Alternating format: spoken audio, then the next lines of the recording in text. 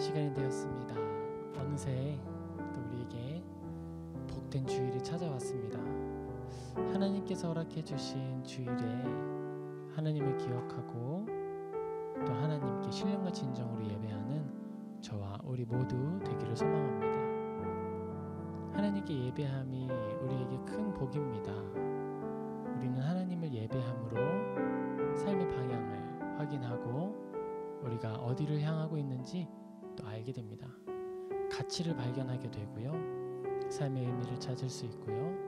그리고 여러 가지 선택들 앞에서 무엇이 가장 의미 있는 선택인지 고민할 수 있게 되고 답에 가까운 선택들을 할 수 있게 됩니다. 예배는 삶의 변두리에 있는 것이 아니라 삶의 기초를 다지는 것이고 우리가 삶을 살아갈 힘을 얻는 것이고 가장 중요한 방향을 결정하는 것이죠. 우리 모두 하나님을 향하여서 서고 하나님께 가까이 가는 저와 여러분 되기 소망합니다. 우리 같이 사도신경으로 우리의 신앙을 고백하겠습니다.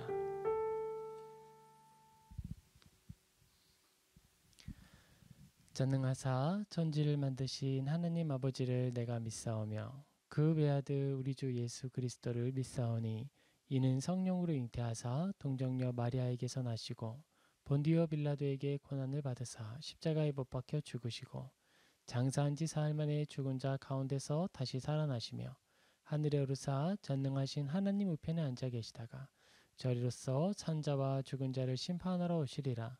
성령을 믿사오며 거룩한 공회와 성도가 서로 교통하는 것과 죄를 사하여 주시는 것과 몸이 다시 사는 것과 영원히 사는 것을 믿사옵나이다. 아멘. 아멘. 신앙 고백은 우리가 믿는 하나님이 어떤 분이신지, 예수님이 어떤 분이신지, 성령님이 어떤 분이신지를 고백합니다. 그리고 그 믿음의 고백 위에 교회가 세워지죠. 우리 모두 하나님을 향한 바른 믿음, 하나님을 기쁘시게 하는 믿음을 가지고 이 자리에 나와 예배하기를 소망합니다. 나는 예배자입니다. 우리 같이 찬양하겠습니다. 나는 하나님을 예배하는 예배자입니다. 내가 서 있는 곳 어디서나 하나님을 예배합니다. 내 영혼 거룩한 은혜를 향하여 내 마음 완전한 하나님 향하여 이곳에서 바로 이 시간 하나님을 예배합니다. 나는 하나님을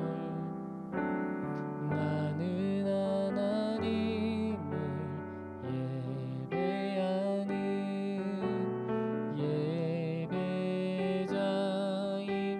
예배자입니다. 내가 서 있는 곳 어디서나 하나님을 예배합니다. 내 영혼 거룩한 은혜를 향하여 내 마음 완전한 하나님 향하여 이곳에서 바로 이 시간 하나님을 예배합니다. 우리 잠시 기도하고 또 이어서 찬양하겠습니다. 이 시간 우리 같이 기도할 때에 하나님, 내가 나의 마음 구별하여 성전을 쌓는 벽돌 삼기 원합니다. 우리 마음을 구별하게 해주소서. 그리고 하나님, 우리 공간을 구별합니다. 이곳에 성전이 세워지게 하소서. 그리고 하나님, 우리가 시간을 구별합니다. 우리가 거룩한 자로 하나님께 예배하게 해달라고 우리 예배자 되게 해달라고 같이 기도하며 나아가겠습니다. 아버지 하나님, 우리가 이 시간 가정에서 삶의 처소에서 모이지 못하지만 마음을 담아서 하나님 앞에 예배하는 자들입니다. 아버지, 이제 우리가 마음을 구별하고 장소를 구별하고 시간을 구별하여 예배하오니 우리의 구별된 것들로 하나님의 성전 삼아 주시옵소서. 하나님을 기쁘시게 하는 우리들 되게 하여 주시고 하나님의 말씀과 은혜로 충만하여져서 한 주를 살아가는 우리가 되게 하여 주시옵소서. 아버지 하나님, 우리 사랑하는 자녀들이 예배의 자리에 나아올 때 우리가 그것을 예배의 방해로 여기는 것이 아니라 하나님을 함께 예배하는 다음 세대의 양육을 기대하는 마음으로 함께하게 하여 주시옵소서. 그리고 사랑하는 자녀들 조금씩 주님의 사랑을 알아서 하나님 앞에 온전히 예배할 수 있도록 도와주시옵소서. 장성한 그리스도인에게 내리시는 그 복을 그보다 더 큰 복을 사랑하는 자녀들에게 내려주시옵시고 예배하는 모든 자들 위에 내려주옵소서. 주님 감사합니다. 주님께 우리 올려드립니다. 우리 이어서 찬양하겠습니다. 예수 우리 왕이여 이곳에 오소서. 보좌로 주여 임하사 찬양을 받아 주소서. 주님을 찬양하오니 주님을 경배하오니 왕이신 예수여 오셔서 좌정하사 다스리소서. 예수 우리 왕이여 예수 우리 왕이여 이곳에 오소서. 보좌로 주여 임하사 찬양을 받아 주소서. 주님을 찬양하오니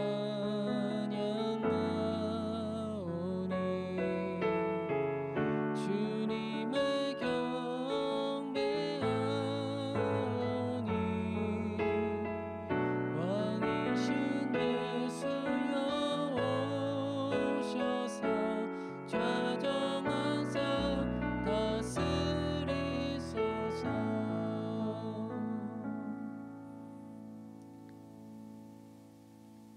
우리 같이 예배로 가까이 가며 하나님께 기도하시겠습니다. 아버지 하나님, 우리가 이제 한 걸음 더 나아가 주님의 전으로 들어갑니다. 우리의 왕이신 하나님, 우리의 처소에 임하여 주시옵소서. 우리가 구별한 부족한 마음과 연약한 시간, 작은 공간에 임하여 주셔서 우리와 만나 주시고 우리에게 하나님의 양식으로 먹여 주옵소서. 주님께 부탁하며 예수님의 이름으로 감사하며 기도드립니다. 아멘. 할렐루야. 우리 예배를 사모하여서 이 자리에 나오신 모든 분들을 주님의 이름으로 환영하고 축복합니다.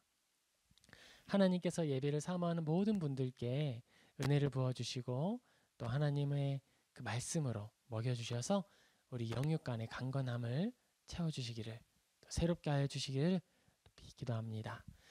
우리 오늘 같이 살펴볼 성경 본문 말씀은 골로새서입니다.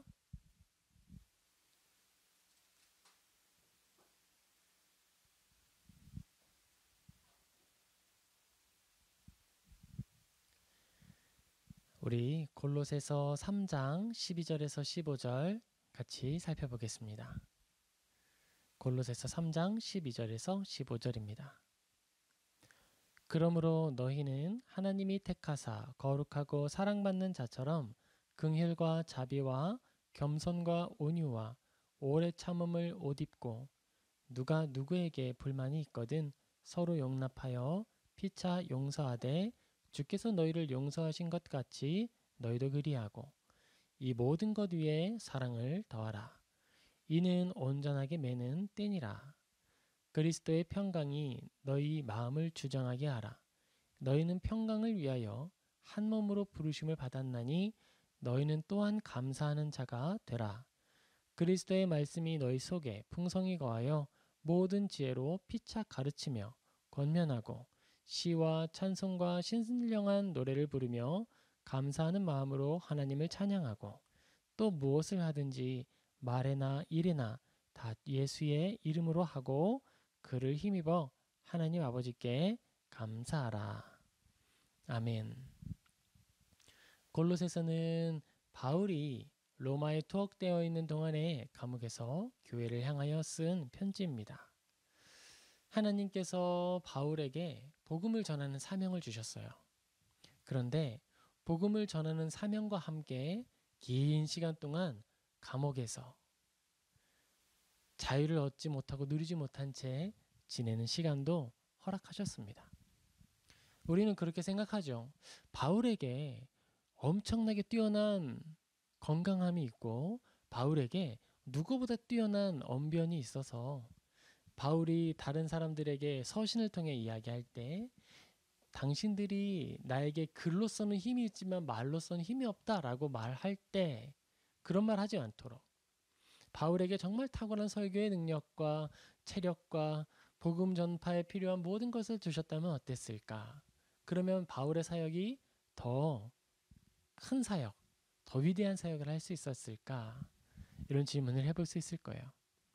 왜냐하면 바울은 지금 골로새서를 쓸 때 감옥에 갇혀 있는 채로 사역을 감당하고 있는 것이기 때문이죠. 우리가 답을 알죠. 우리 마음속에 답이 이미 떠올라 있습니다. 하나님이 바울에게 주신 그 모든 것이 바울에게 충만한 것이었고 충분한 것이었어요.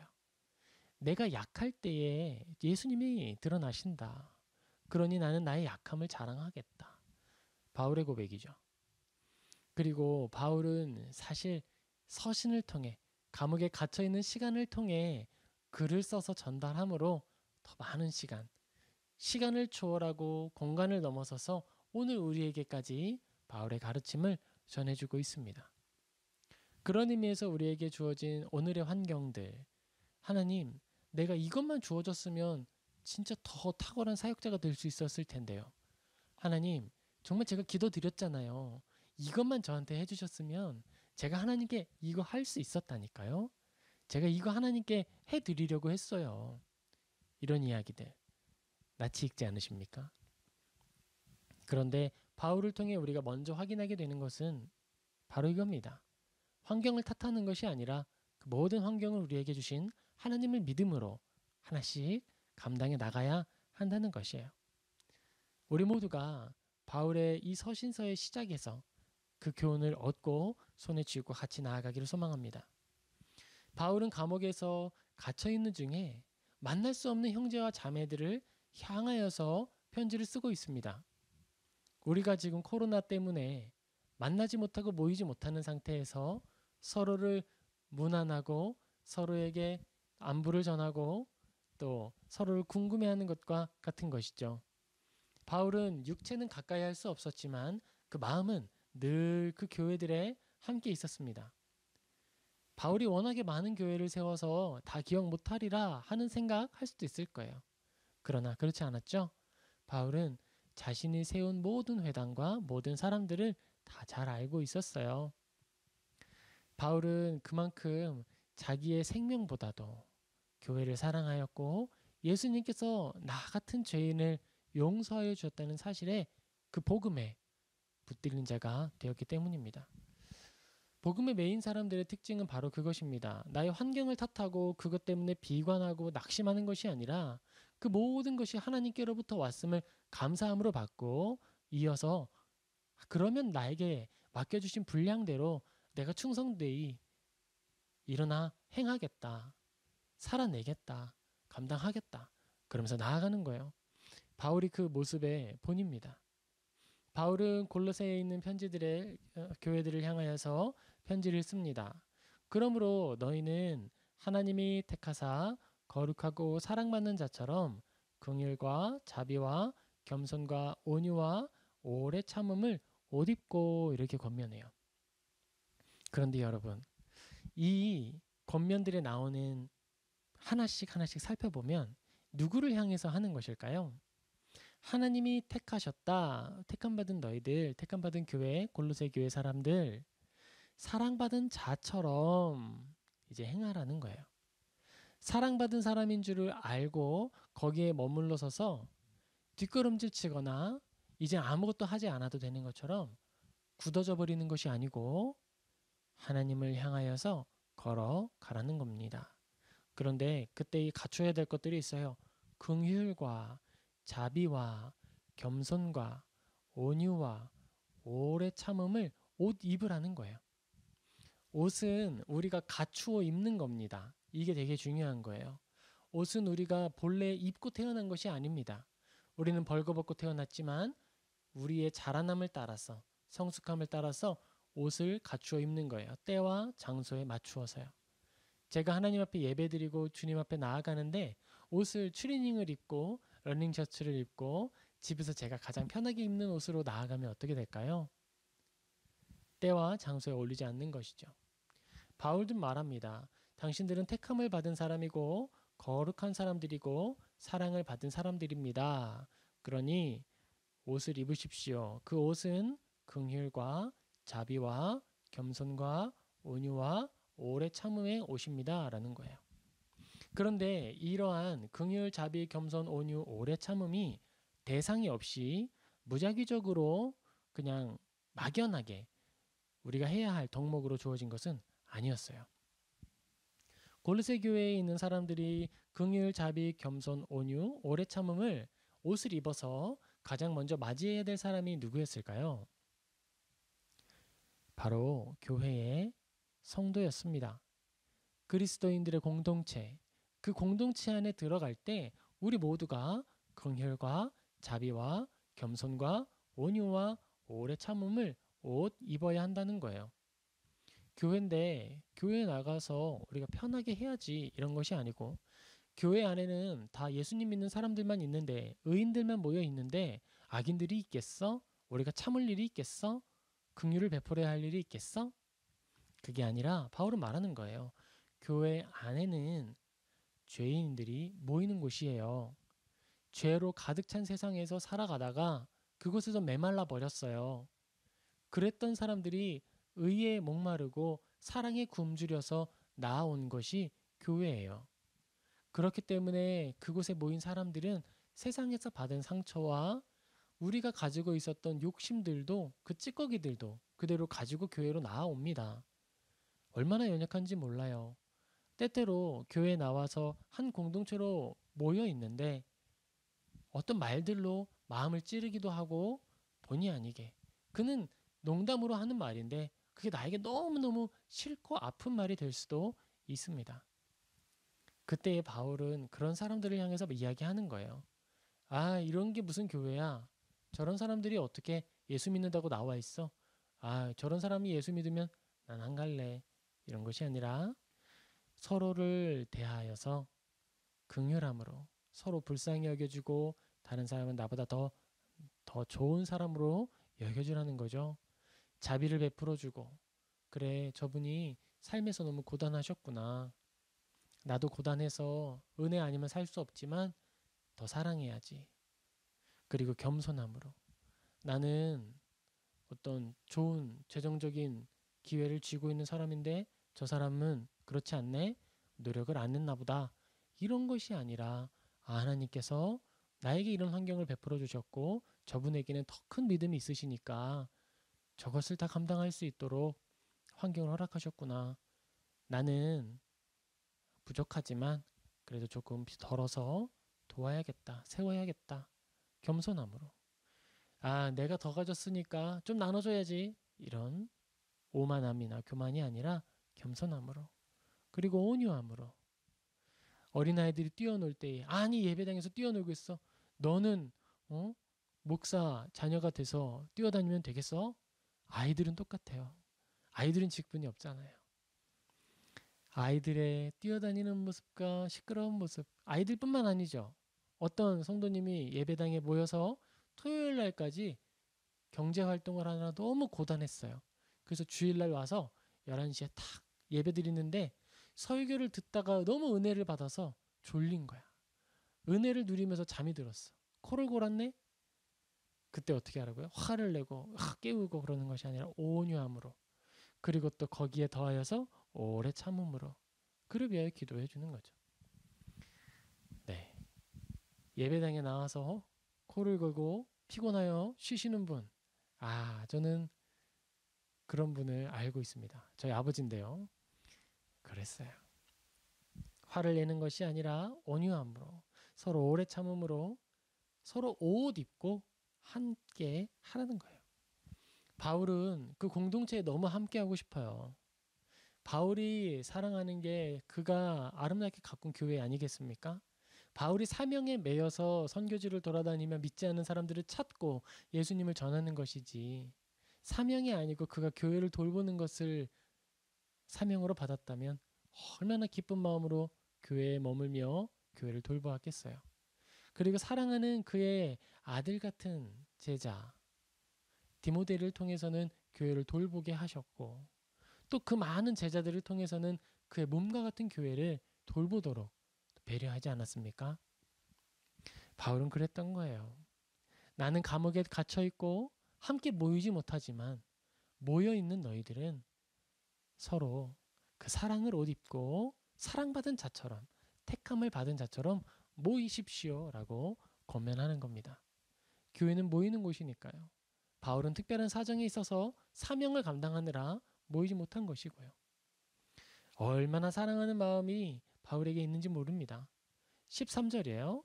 누가 누구에게 불만이 있거든 서로 용납하여 피차 용서하되 주께서 너희를 용서하신 것 같이 너희도 그리하고. 바울은 골로새 교회에 모이는 사람들을 향하여서 권합니다. 누구에게 불만이 있거든, 그래, 우리 불만 있으니까 나는 깔끔한 사람이야, 한번 쏟아내고 쉽게 풀어, 그러니까 내가 한 번만 쏟아놓을게. 여러분, 그러면 돼요? 나는 그냥 뒤끝이 없는 사람이라고 말하지만 다른 사람은 그걸 치유하는데 오래 걸릴 수 있고, 또 그 사람이 말을 통해 얼마나 큰 상처를 받겠어요. 그리고 뒤끝 없다 하라고 하면서 여러 가지 말을 저도 해본 사람인데 이런 마음이 있는 거잖아요. 내가 뒤끝 없으니까 이 말에서 내가 좀 편해지고 싶다는 거잖아요. 이 말을 하지 않으면 견디지 못하겠다는 거잖아요. 나는 뒤끝이 없지만 다른 사람을 어떻게 생각하든지 배려하지 않겠다는 말과 같지 않습니까? 그런데 성경은 이야기하는 거예요. 누구에게 불만이 있거든 용납하여 피차 용서하되. 잘못을 지적하고 굳이 꼬집어서 아프게 만든 다음에 나는 뒤끝 없어 라고 손 들고 뒤로 물러서는 것이 아니라, 그랬어? 용서하고. 그리고 또 이 말이죠. 그럴 수 있지. 그럴 수 있다. 그렇게 용서하되 주께서 너희를 용서하신 것 같이 너희도 그리하고. 주께서 용서해 주신 것을 우리가 아니까 그렇게 용서하라는 거예요. 그런데 여러분, 이 용서의 표현에 있어서 그리스도인이 한 가지 꼭 확인하고 넘어가야 될 게 있습니다.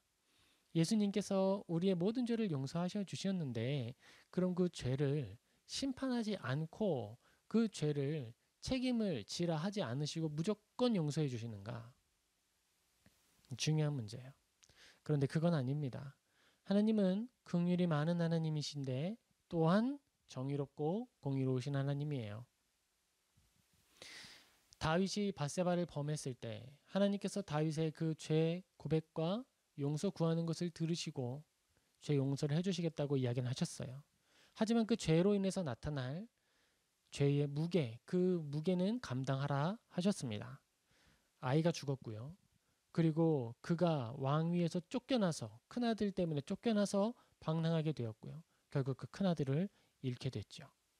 바울이 큰아들이 죽었을 때에 그를 죽인 장군들 앞에서 슬퍼하였던 것은 아들의 죄를 무조건적으로 용서하는 아버지의 마음, 그도 있지만 그보다 더 이 모든 일이 나의 죄로부터 말미암았음을 아는 애통함 때문에 그랬던 거예요. 하나님께서 우리에게 주신 용서는 바로 그런 겁니다. 우리가 만약에 이웃을 향하여도 이것을 적용해 볼 수가 있어요. 내가 나의 이웃의 마음을 아프게 했습니다. 이웃의 마음을 아프게 해놓고서 난 뒤끝 없어. 그러니까 용서해줘. 예수님이 용서해 주는데 넌 왜 나 용서 안 해? 그건 아니에요. 우리가 다른 이의 마음을 아프게 했으면 그 사람에게 공히 잘못을 고백하고 그로부터 나타나는 죄의 책임을 감당하는 겁니다. 물론 그 죄의 책임이라고 할 때에는 마음 아파했던 사람이 하나님께서 주시는 은혜 가운데 마음이 다 치유되고 긍휼한 마음으로 그를 다시 품어 안을 그 시간까지 기다리고 겸손히 그 앞에서 미안한 마음 갖추는 것을 이야기하는 것이죠. 우리가 미안하다고 하는 것은 죄로부터 돌이키고 죄를 멀리하는 것을 동반하는 거예요. 내가 죄를 멀리하지도 않고 죄를 버리려고 노력하지도 않았는데 용서받았다. 용서한다. 주님이 나를 용서하셨다라고 이야기하기가 어려운 것이죠. 그러니 우리가 어떤 죄 때문에 당장에 지옥에 갈 것을 생각하진 않는다 하더라도 늘 겸손한 마음으로 나에게서 진정 죄가 떠나가도록 애쓰고 또한 예수님의 모습을 닮아 늘 용서하고 평안을 이루도록 노력해야 하는 거예요. 특별히 죄와 여전히 동행하면서는 결코 하나님과 죄를 겸하여 섬길 수는 없는 겁니다. 우리가 죄 용서에 대하여서 이야기할 때에 이 부분을 조금 더 명확히 하지 않으면 영화 밀양에서 나오는 그런 무서운 일이 나타날 수 있기 때문에 우리는 늘 두려워함으로 우리의 모습을 살펴야겠습니다. 14절 이 모든 것 위에 사랑을 더하라. 이는 온전하게 매는 띠니라. 제가 하나님의 사랑과 긍휼 그리고 정의에 대하여서 이야기를 했습니다. 그런데 이 모든 것들이 복잡할 수 있죠. 그런데 여기에서 정리가 되는 거예요. 그 모든 것에 사랑을 더하라. 내가 나의 이웃을 대할 때 이렇게 그냥 해석하면 돼요. 내가 진정 사랑하는 연인에게 이렇게 행동할 수 있을까? 내가 진정 사랑하는 사람에게 이렇게 행동할 수 있을까? 나는 뒤끝이 없으니까 내 사랑하는 사람아 이 말만 들어 말을 할 수 있을까요? 모르겠어요. 저는 제가 사랑하는 사람이라 그러면 정말 그런 말 안 할 수 있으면 안 할 것 같아요. 그런 거죠. 이 모든 것 위에 사랑을 더하라. 모든 법은요. 이 사랑이라는 두 글자로 완벽하게 정리가 가능해요. 그리고 이 사랑은 온전하게 매는 띠니라 라고 이야기합니다. 그리스도인들은 모래알 같은 거예요. 띠라고 하는 것은요. 사랑의 띠는요. 서로 흩어지려는 속성을 가진 것들을 묶어내서 단단하게 하나 되게 하는 거잖아요. 쌀이 빗자루를 가지고 이루고 있는 그 쌀이들 하나인가요? 다 낱개들이죠. 그렇지만 국색에 매는 끈이 있을 때 하나의 역할을 위해서 힘을 모을 수가 있는 거잖아요. 교회도 그렇다는 겁니다. 교회 안에 모인 사람들은 형태도 다르고 모양도 다르고 은사도 다르고 모든 것이 달라요. 가치관도 다를 수 있어요. 그런데 그 안에 하나 되는 것이 있는데 그건 사랑하기로 결심하고 애쓰는 한 가지라는 거예요. 여러 가지 부족한 모습이 있지만 사랑으로 하나 되어 함께 머물 수 있다는 겁니다. 15절 그리스도의 평강이 너희의 마음을 주장하게 하라. 너희는 평강을 위하여 한 몸으로 부르심을 받았나니 너희는 또한 감사하는 자가 되라. 평강이 마음을 주장하게 하라. 평강을 위하여. 그리스도인은 늘 이걸 노력해야 합니다. 싸우거나 어떻게 태극기를 갑자기 흔들거나 저기 나아가서 나하고 사상과 이념이 맞지 않는 사람들 너 나하고 생각이 달라? 그렇다면 육두문자를 받아라. 이렇게 행동하는 것이 아니죠. 그리스도인들은 언제나 내가 추구하는 선한 것과 다른 이가 추구하는 것이 의견이 다르다 하더라도 서로 평화를 이루기 위하여 노력하는 거예요. 그리스도인에게 어떠한 경우에라도 폭력적인 시위나 그런 것들은 받아들여지거나 정당화될 수가 없습니다. 결코 없습니다. 그리스도의 평강이 너희의 마음을 주장하게 하라. 그리스도께서 가졌던 십자가에 올라가시면서도 잠잠하셨던 그 마음이 우리의 삶을 주장하게 하라는 거예요. 쉽지 않죠. 그러나 원리가 그렇고 원칙이 그렇다는 겁니다. 너희는 평강을 위하여 한 몸으로 부르심을 받았다. 그리스도인들이 여러 가지 일들을 할 수 있습니다. 왜냐하면 모인 공동체가 커지면 할 수 있는 일들도 종류가 많아지고 규모도 점점 더 커지거든요. 그런데 그리스도인들이 많이 모여서 우리가 수가 되고 머리가 됐으니 이제는 이런 일도 해보고 저런 일도 해보자. 막 들고 일어나서 차도 뒤집고 이 나라를 막 뒤집어서. 그런데 그것이 아니라 평강을 위하여 한 몸으로 부르심을 받았다. 그런데 이 평강에서 우리가 기억해야 할 것은 정의로운 평강이라는 거죠. 의로운 평강이라는 겁니다. 죄를 발견하고 죄에 대하여서 묵인하는 것이 아니라 그 죄에 대하여서 동의하지 않는 것으로 그것은 죄입니다 라고 평강을 이루는 말로 말함으로써 우리는 평강을 이루는 거예요. 우리에게 악을 행하는 사람에게 기도하고 사랑으로 그들 이기기 위하여 주님께 도움을 구하는 것이죠. 교회가 모여서 그리스도인들이 모여서 함께 해야 할 가장 첫 번째는 바로 이것입니다. 평강을 위하여 한 몸으로 부르심을 받았나니 너희는 또한 감사하는 자가 되라. 우리 공동체에 정말 저 사람만 없었으면 정말 좋았을 텐데 우리 공동체에 저 사람이 없었으면 우리는 정말 더 뛰어난 예배, 아름다운 예배, 완성도 있는 예배를 드릴 수 있었을 텐데 사랑하는 아이들이 막 예배 시간에 뛰어가요. 저 아이만 없었으면 정말 더 바른 예배를 드릴 수 있었을 텐데 맞습니까? 아니죠. 우리는 평강을 위하여 부르심을 받았고 인내함으로 용납하고 용서하는 자로 부름을 받은 겁니다. 감사하는 자로 부름을 받은 거예요. 16절 그리스도의 말씀이 너희 속에 풍성히 거하여 모든 지혜로 피차 가르치며 권면하고 시와 찬송과 신령한 노래를 부르며 감사하는 마음으로 하나님을 찬양하고 17절 또 무엇을 하든지 말이나 일이나 다 주 예수의 이름으로 하고 그를 힘입어 하나님 아버지께 감사하라. 예배하라는 것입니다. 그리스도인들은 평강을 이루고 또 서로 하나 되기를 사랑의 끈으로 우리를 온전히 묶어서 하나 되기를 힘쓰는 것인데 그 하나 되고 평강을 이루면서 예배를 또한 드리는 거예요. 피차 가르치며 권면하고 이것은 설교와 성경 공부를 의미합니다. 시와 찬송과 신령한 노래를 부른다. 하나님께 영광 돌리는 찬양을 의미하죠. 감사하는 마음으로 하나님을 찬양하고 또 무엇을 하든지 말이나 일이나 다 예수 그리스도 이름으로 하고 예배는 또한 모여서 드리는 것뿐만 아니라 삶의 자리에서 개인이 드리는 것이기도 하죠.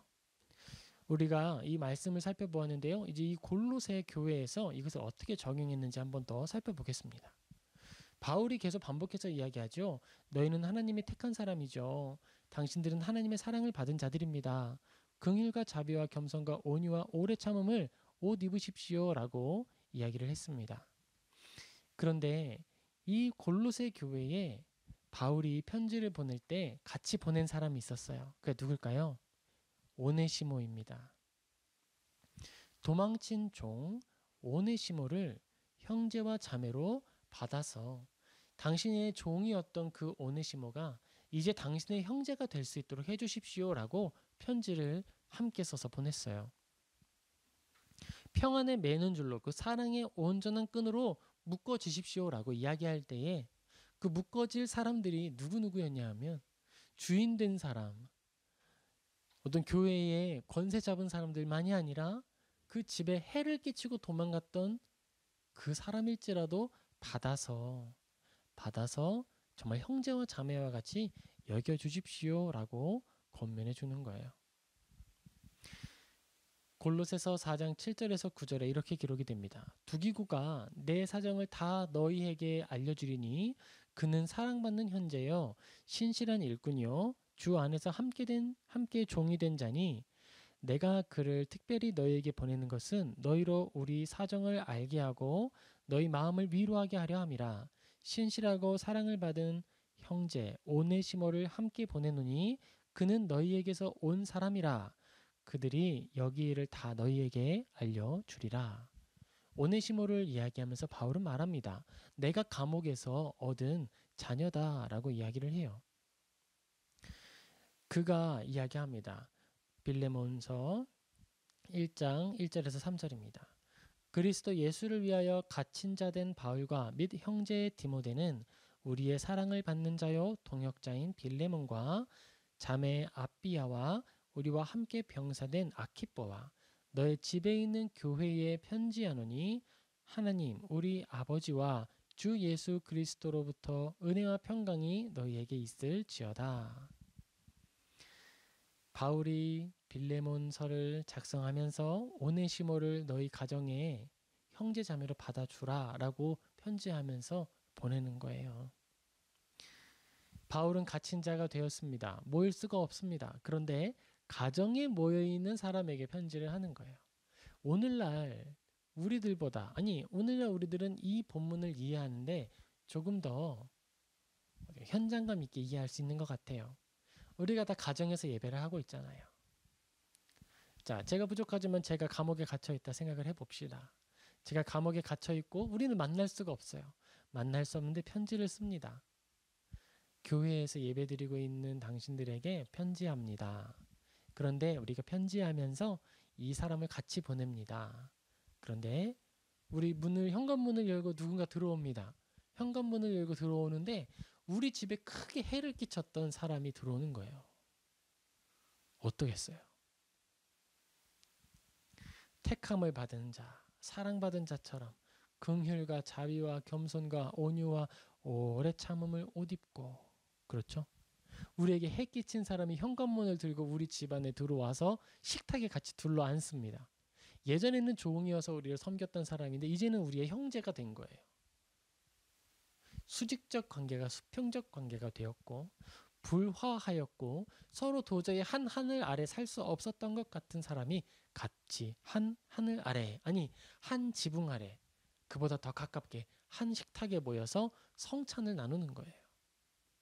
이것이 바로 바울의 골로새서를 통해 보여주는 실천의 모습이었습니다. 바울이 기대하는 건 바로 이거였어요.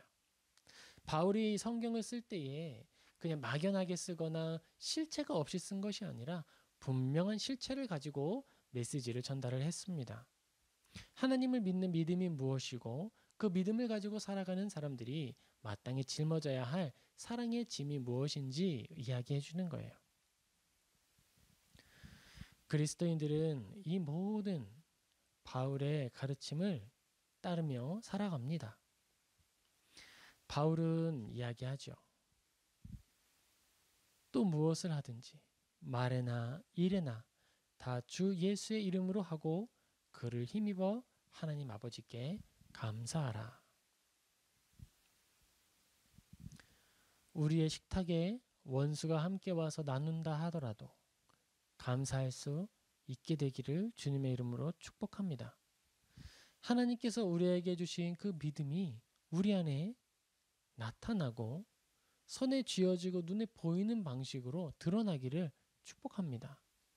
골로새서는 사실 어떤 믿음의 내용을 설명해 주기도 하지만 믿음의 실천성, 그 살아있는 믿음에 대하여서 강조하는 성경이기도 한 거예요. 골로새서 1장 9절에서 12절에 이렇게 기록이 됩니다. 이로써 우리도 듣던 날부터 너희를 위하여 기도하기를 그치지 아니하고 구하노니 너희로 하여금 모든 신령한 지혜와 총명에 하나님의 뜻을 아는 것으로 채우게 하시고 주께 합당하게 행하여 범사에 기쁘게 하고 모든 선한 일에 열매를 맺게 하시며 하나님을 아는 것에 자라게 하시고 그의 영광의 힘을 따라 모든 능력으로 능하게 하시며 기쁨으로 모든 견딤과 오래 참음에 이르게 하시고 우리로 하여금 빛 가운데서 성도의 기업의 부분을 얻기에 합당하게 하신 아버지께 감사하게 하시기를 원하노라.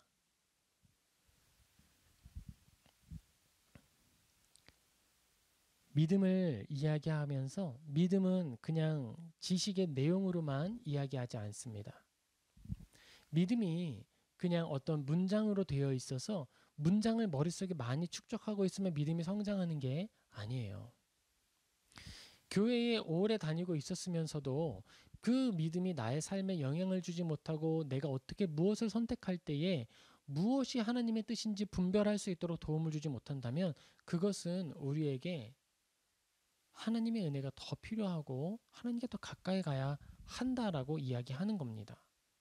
우리는 그걸 잘 기억해야 해요. 믿음은 우리에게 단편적 지식의 모둠이 아닙니다. 믿음은 삶의 원리이고 삶의 중심이고 삶을 세워나가는 반석이 되는 거예요. 하나님께서 우리에게 주신 그 믿음은 합당하게 행하여 범사에 기쁘시게 하고, 기쁘시게 하는 대상은 누구요? 하나님이시죠. 믿음을 가진 사람은 마땅히 합당하게 행할 줄 알아야 합니다. 믿음을 가지고 있으면서도 이게 옳은 걸까 그른 걸까? 결혼하기 전에 동거하는 것이 옳은 걸까 그른 걸까? 우리가 성에 대하여서 생명에 대하여서 하나님께로부터 온 것이라 여기고 거룩히 여기는 것이 옳은 것과 그른 걸까? 그런 것들에 대해서 우리의 믿음이 조언해 주거나 선택할 수 있도록 도움을 주지 못한다면 그 믿음은 다시 돌이켜야 한다는 거예요. 믿음은 매너리즘에 빠질 수가 없어요. 왜냐면 우리 삶이 우리를 매너리즘에 빠지게 만들질 않아요. 믿음을 가지고 한순간이라도 살아봤다면 결코 그런 말을 할 수 없습니다. 믿음을 가지고 이 땅 가운데 뛰어 들어간다는 것은요. 몸에 지푸라기를 꼽아놓고 불 속에 뛰어드는 것과 똑같아요. 굉장히 두려운 일이고 기도하지 않고는 한 걸음도 나아갈 수 없는 일입니다. 합당하게 행하여 범사에 기쁘시게 하고 선한 일에 열매를 맺게 하시며 하나님을 아는 것에 잘하게 하시고 우리가 또한 살펴보아야 하는 것은 바울이 골로새서를 통해 골로새 교회 그 교회 가정에 함께 모여서 예배하고 있는 사람들에게 편지를 보내죠. 가정에 함께 모여 있는 그들에게 편지를 보내는데 실천할 덕목이나 항목 없이 지식의 내용만을 전달한 게 아니었어요. 사랑의 편지를 전하면서 용서해야 할 구체적인 대상까지 함께 주었어요. 오네시모라고 하는 도망친 종을 편지와 함께 주었습니다. 편지를 꼭꼭 씹어 소화해서 하나님의 뜻을 분별하고 그리고 분별한 그 뜻을 따라 사랑하는 형제 오네시모를 받아야만 했던 거예요. 우리도 그렇습니다. 하나님께서 교회를 세우시고 교회 안에 진리의 말씀을 선포되게 하셔서 이제 우리에게 귀에 들려지게 하셨어요. 그랬다면 우리는 이제 내 옆에 있는 형제와 자매를 향해서 그 믿음을 실행해야 하는 거예요. 우리가 어떤 프로그래밍 언어를 프로그래밍 한다고 합시다. 그러면 그것을 아무리 멋지고 유려하게 썼다 하더라도 실행되지 않으면 그건 제대로 쓴 것일까요? 아니죠. 코딩의 목적은 실행되게 하기 위한 것이잖아요. 하나님께서 우리에게 주신 하나님의 말씀은 실행되는 것이 목적입니다. 뜬구름 잡듯이 알지 못하는 말들을 나열해 놓은 것이 아니라 분명히 알 수 있는 말씀으로 내가 오늘 해야 할 일들과 내가 삶을 살아갈 때에 마땅히 추구해야 할 것들을 알게 하시는 거예요. 하나님을 아는 것에 잘하는 만큼 합당하게 행하는 일들도 많아지고 모든 것에 하나님을 기쁘시게 하기를 소망하고 그렇게 살아내는 것입니다. 그의 영광의 힘을 따라 모든 능력으로 능하게 하시며 기쁨으로 모든 견딤과 오래 참음에 이르게 하시고 하나님께서 주시는 말씀은 살아있고 생명력이 있어서 우리에게 능력을 줍니다. 그 능력이라고 할 때에는 불필요한 이러저러한 능력들이 아니에요. 아주 실생활에 필요한 능력입니다. 인내의 능력이고요. 겸손의 능력이고 사랑의 능력입니다. 우리 사랑하는 모든 성도님들, 우리가 이 마음을 가지고 주님 앞에 가까이 가기를 소망합니다. 하나님께서 우리에게 주신 성경 말씀이 지식의 나열로 주신 것이 아니라 삶의 덕목으로 주신 것이라는 것. 그리고 우리가 예수님을 따라 살아가는 그 삶이 하나님을 기쁘시게 하는 삶의 제사라는 것을 기억하고 실천하며 삶의 모든 것을 통하여 하나님을 예배하는 저와 여러분 되기를 주님의 이름으로 축복합니다. 아멘. 우리 같이 기도하겠습니다. 사랑과 은혜가 충만하신 아버지 하나님, 우리가 하나님의 말씀을 살펴봅니다. 골로새서를 전달받은 성도들은 그 골로새서의 내용을 기쁨으로 받고 소식을 듣는 것으로 그치지 않았습니다. 실제로 사랑해야 하고 용서해야 할 사람 오네시모를 그들의 공동체로 받았습니다. 이제 우리가 그 모범을 따라서 우리 마음에 한 사람의 영혼을 받아들이게 하여 주시옵소서. 또한 우리가 모이지 못하는 중에 각 가정에 모여있는 가정의 교회들은 무난합니다. 아버지 하나님, 그들의 마음 가운데 은혜를 충만히 내려주시고 다시 만나 기쁜 소망을 나눌 수 있을 그때까지 우리가 강건하게 주님께 감사드리며 머물 수 있도록 도와주시옵소서.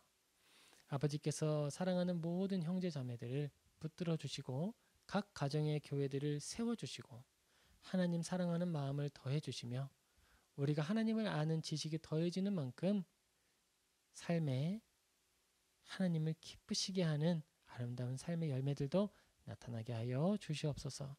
주님께 이 모든 것에 감사드리며 예수님의 이름으로 기도합니다. 아멘. 우리 이어서 찬송가 213장 찬양함으로 우리 하나님께 봉헌하시겠습니다. 찬송가 213장 3절, 4절, 5절입니다.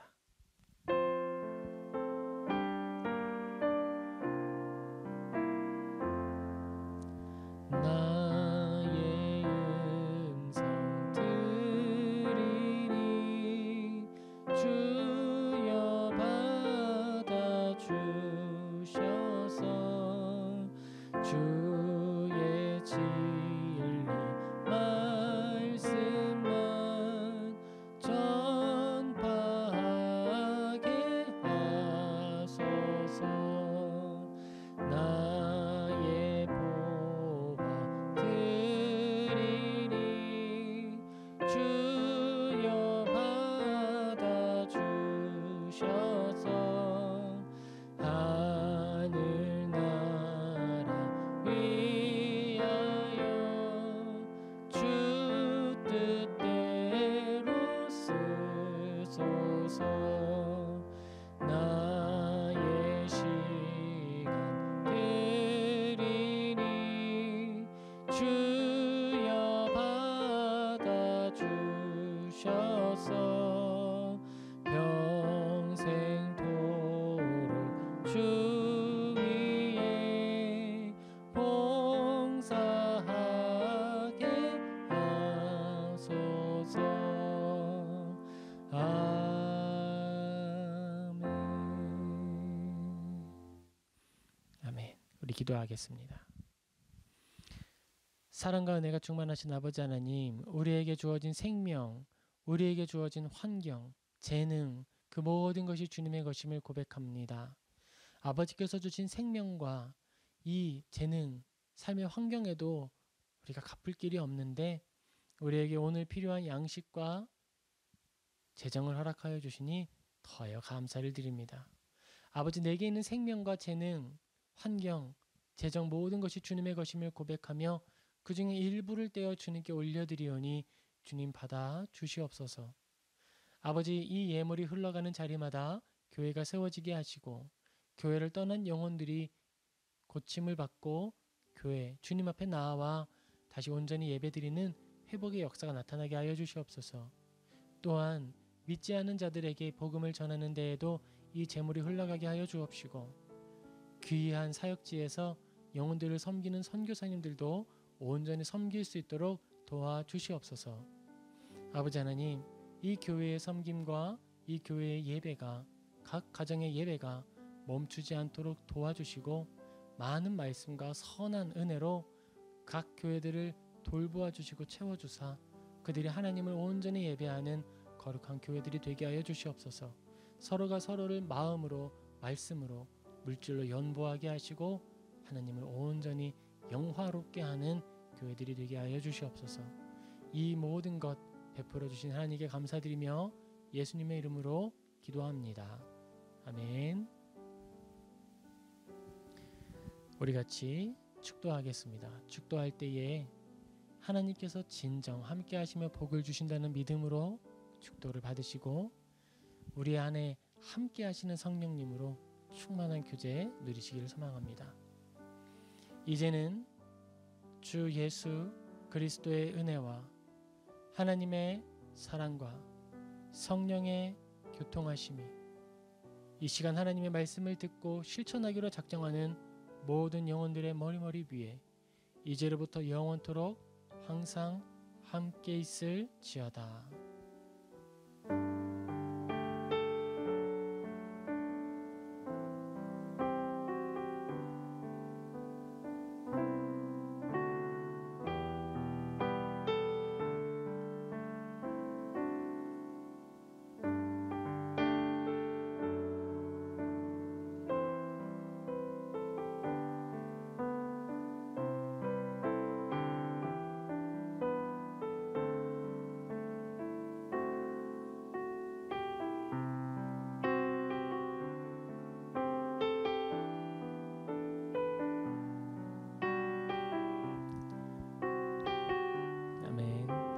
감사합니다. 이것으로 예배를 모두 마치겠습니다. 예배 함께 하신 하나님께 우리 감사와 영광의 박수 올려드립시다. 하나님 예배 받아주셔서 우리와 함께 해주셔서 감사합니다. 각 가정에서 예배하는 모든 분들을 주님의 이름으로 축복하고 문안합니다. 또 가정 안에 아름다운 예배가 날로 풍성해지고 더 경건해지고 또 올바르게 반석에 세워지듯이 아름답게 세워지기를 축복합니다. 우리 길 위의 교회를 위해서 기도해 주세요. 우리가 하나님의 뜻 안에서 아름다운 교회로 더 세워지기를 소망합니다. 자, 우리 이것으로 예배를 모두 마치고요. 또 길 위의 교회는 금요일 날 저녁 8시, 9시 기도회가 있고 주일 11시, 12시 이렇게 예배가 있습니다.